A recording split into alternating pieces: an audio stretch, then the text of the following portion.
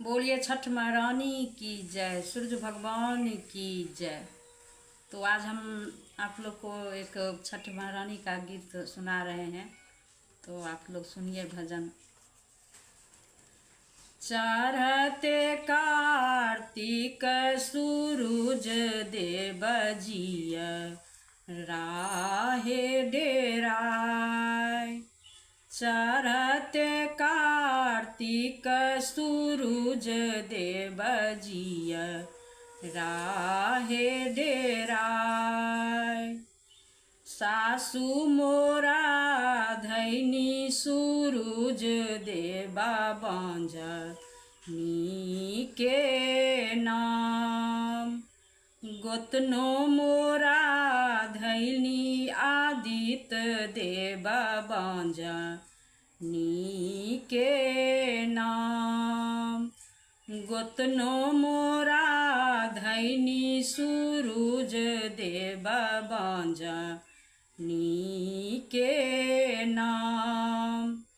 पाँच ही घरबा सूरज देव एक ही दुआर।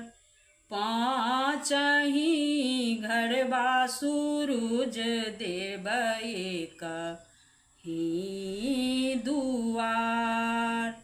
लीपते लीपते आदित्य देवा हाथ बाहे पीराय।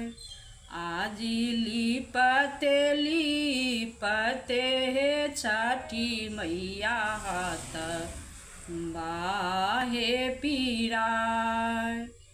निपिए पोतिए सूरज देव कैली बरत तोहार।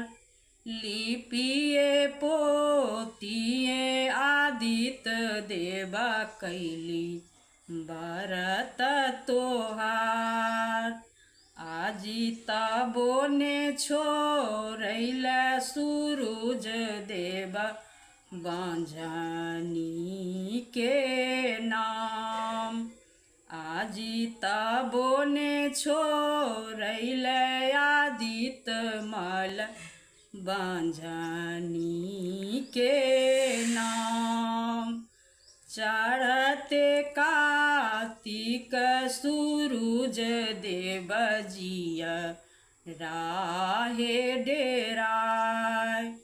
चढ़ते कार्तिक आदित्य देव जिया राहे डेराय।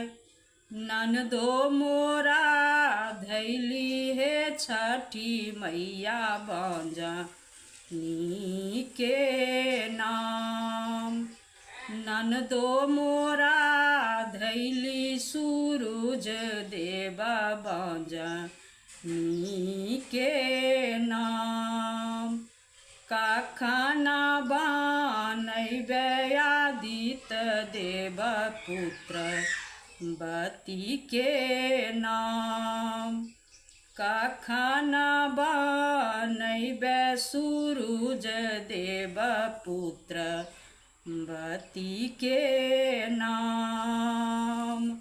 चढ़ते कार्तिक सूरज देव जिया राहे डेराय। चढ़ते कार्तिक आदित्य मल जिया राहे डेराय। जिया राहे डेराय। बोलिए छठ महारानी की जय।